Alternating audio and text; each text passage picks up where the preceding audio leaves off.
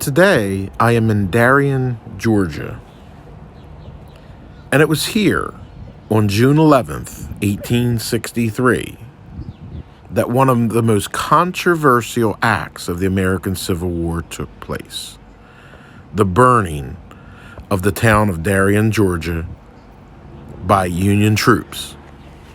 This particular building, which is the Adam Strain building, built in 1812, not only has survived the burning of Darien, but also many hurricanes throughout its years. It sits along this seaport town known for its shrimp boats and, of course, the burning of Darien.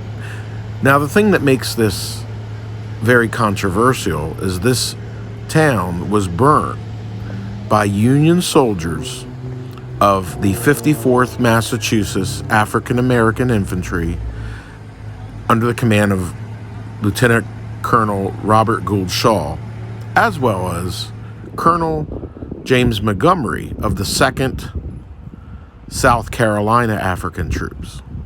This particular house that we're looking at now was the headquarters during the burning of Darien to the Union soldiers, and of course it was not burnt.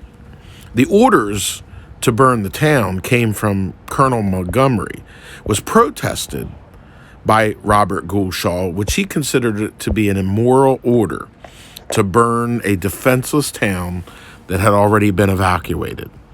However, after Colonel Montgomery threatened to court-martial Shaw and place his troops under Montgomery's command, he gave in and ordered his soldiers to go ahead and torch the town. Only a couple buildings actually survived the burning. Most of the town was built prior, or rather after 1863. So this is one of the last known remnants of what the town may have looked like in 1863. It sits here today pretty much in the same shape at the corner of North and Green as it existed in 1863. It's a weatherboarded house, very old, and not too well taken care of, but directly across the street from this building, we'll take a walk over there in a moment, is the municipal building, which has the historical marker to the burning of Darien. Now, situated on the Atlantic coastline, Darien thrived during the antebellum period as a shipping point for cotton, rice, and timber, as well as shrimp farming in 1863. Most of the 500 residents had already fled inland when United States troops stationed at St. Simon's Island looted and burned this town. Those troops, again, of the 2nd South Carolina Volunteers, were mostly freed slaves. The unit, despite its South Carolina name, was part of the United States Army, which was an African-American unit, as well as the 54th Massachusetts under Colonel Robert Gould Shaw.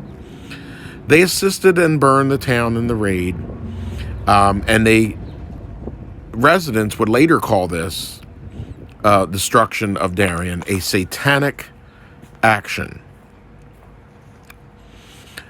General Sherman would call this the hard hand of war, and he battered Georgia for over a year from his famous march from Atlanta to the sea. Darien was completely burned to the ground on June 11th, 1863. Now we're going to take a walk across the street and look at the historical marker. And inscribed on that historical marker, it says, on June 11th, 1863, the seaport of Darien was vandalized and burned by federal forces stationed on nearby St. Simon's Island.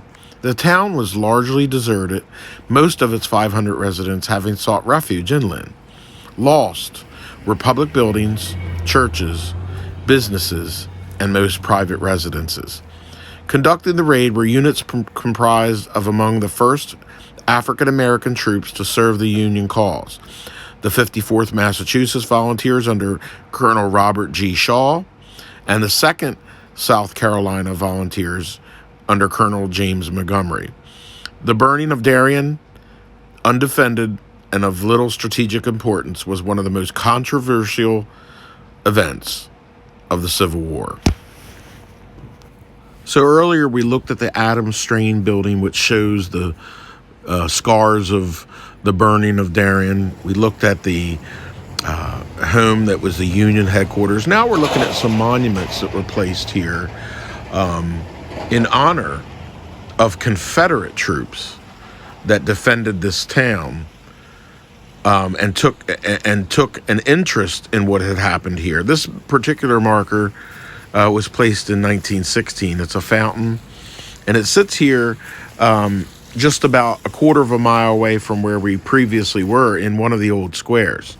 We're now looking at the Grand House, which was built in 1840.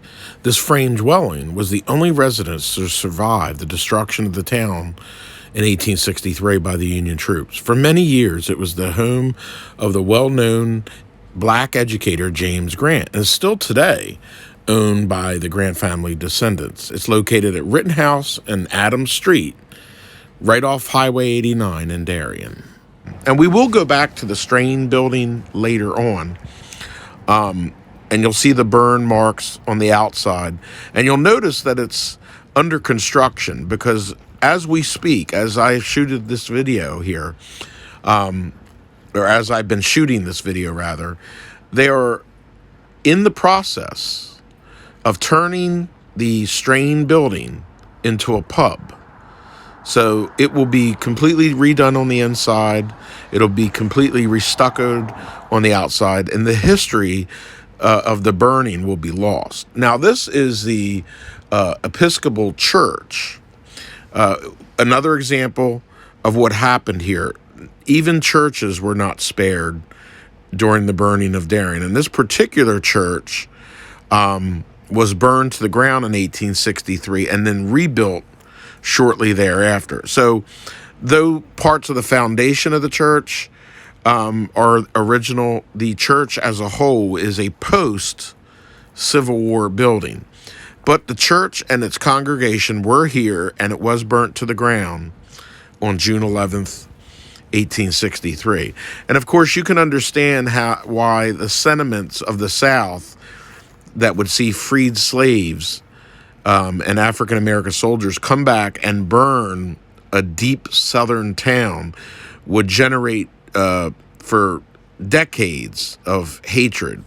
But to look at it in the reality of the light, these African-American soldiers were under the command of white officers and had no choice in the matter. They were only doing as they were ordered to do.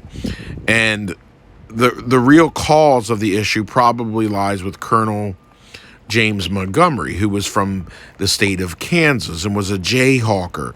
And he had done a lot of Midwest style of terrorist raids before coming to the east and doing the burning of Darien.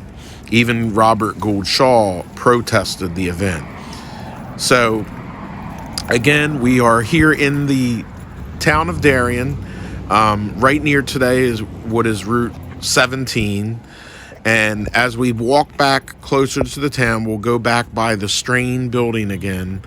I am in talks with the construction workers here to try to retrieve some burnt pieces of wood that are original to this building, because I realize that within the next few months, almost every aspect of the burning of Darien after this building is redone will be lost forever. So I will do everything I can to preserve a piece of that history. And across the street there, you can see the Adams Strain building, which was a seaport, a warehouse, a mercantile. It had been continuously used even after the Civil War. Yeah. So this video here is the explanation of the burning of Darien, Georgia by Union troops about a month before the Battle of Gettysburg, actually, on June 11th, 1863. And as a special, I have been invited to go into the Strain building to see and show you the construction that they are doing now. So I will try to retrieve some of the burnt pieces of wood and treat you to this video. And thank you for watching.